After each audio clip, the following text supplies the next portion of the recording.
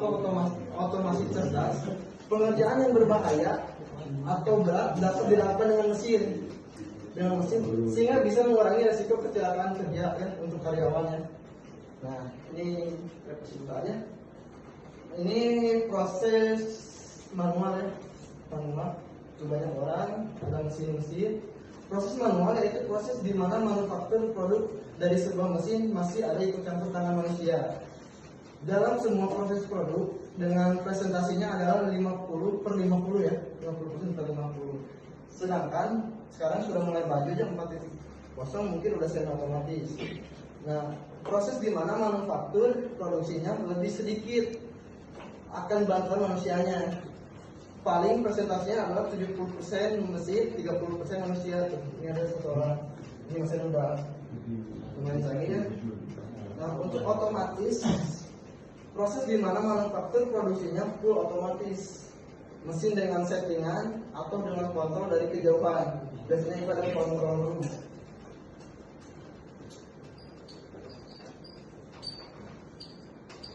Nah, kita bekerjasama dengan PT Jerman kalau nggak salah, tapi yang di Indonesia nya namanya Semen. Indonesia. CNN. Indonesia. Itu dia perusahaan dalam bidang jasa untuk kontrol mesin kayak PLC gitu kan, ada Siemens, ada Schneider dan lain-lain sejenisnya. Nah, ini arahan dari kita, dari saya, terutama yang membuat ini.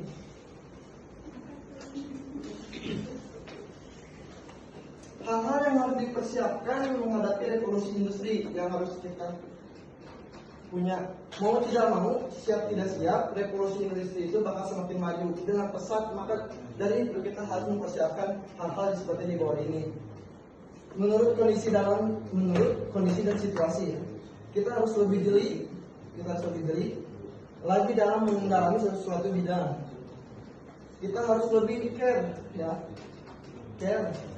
peduli tentang perkembangan zaman. Nah, yang harus dilakukan untuk kita semua adalah asah skill dalam bidang apapun itu. Cari ilmu sebanyak mungkin, cari ilmu seluas mungkin. Jika kamu tidak menyukai semua ilmu, yang minimum punya satu, tapi perdalami itu. Ilmu itu diperdalam lebih dalam. Jika kamu hanya menyukai satu bidang, perdalam lebih dalam lagi. Buat jaringan antar manusia atau relasi ya, seluas mungkin. Karena pada prinsipnya 1000 teman itu kurang, sedangkan satu musuh itu kebanyakan. Nah, untuk poin ketiga, pelajari hal-hal tentang perkembangan zaman sekarang. Yang sekarang kan ada internet, ada apapun itu, malah ada dunia VR ya. Nah, untuk yang keempat adalah pelajari tentang sistem yang akan datang di bidang apapun itu. Kayak di industri ya, target saya sering-sering sama support engineer di Cikarang. Dia udah pulang dari Jepang, dia memperkirakan udah mengetahui 5 tahun yang akan datang dengan sistem otomatis itu. Nah, malahan perkembangannya itu 95% otomatis, 5%-nya itu by check atau perawatan dan perbaikan biasanya teknik gitu. Maka dari itu kita harus mempersiapkan diri dari sekarang.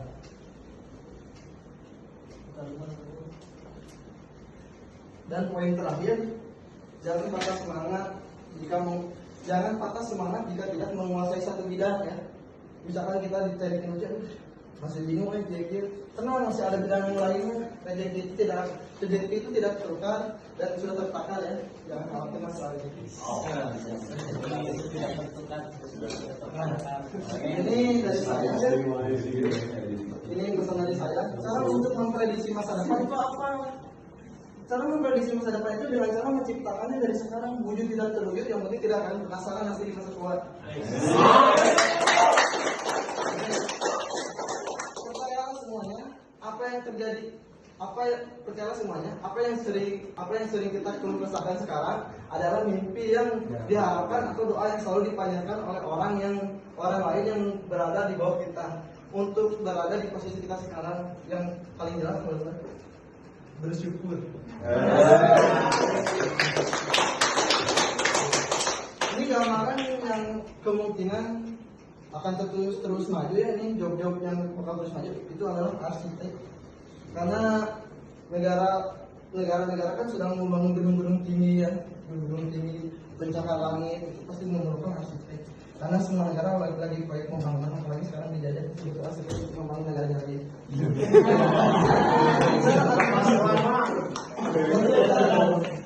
Konsultan itu adalah orang yang lebih paham dalam suatu bidang. Kita juga bisa jadi konsultan ya untuk di bidang industri, entah itu untuk perencanaan, pemantauan, apapun itu. Biasanya owner itu cuma punya modal ya, kalau kalian mau tahu itu, owner itu cuma punya modal. Kalau pengalaman belum tentu, pasti otomatis butuh kita orang teknik industri dia karena dia punya dana tapi tak punya ilmu. Aktor, nah ini pasti karena semua orang butuh hiburan, butuh tontonan, pasti aktor akan terus berjalan. Tapi medianya berbeda. Mungkin TV sekarang TV digitalisasi, mungkin nanti juga bakal terus ke HP sih, lebih ke gadgeting ya. Nah untuk desainer, karena untuk hidupnya desainer pasti bakal terus ya, bakal terus maju karena perkembangan zaman, perkembangan modeling, apapun itu. Dan konten kreator itu di era digital kita pasti sangat menjanjikan kalau untuk kita kulik ya, paling segitu. Terima kasih semuanya sudah mendengarkan tentang materi PowerPoint saya tentang teknologi industri 4.0 dari 5.0 sesuai job desk saya. Apa ada yang mau ditanyakan? Boleh. Dan ada yang kurang ya? Terima kasih. Segitu dari saya. Assalamualaikum warahmatullahi wabarakatuh.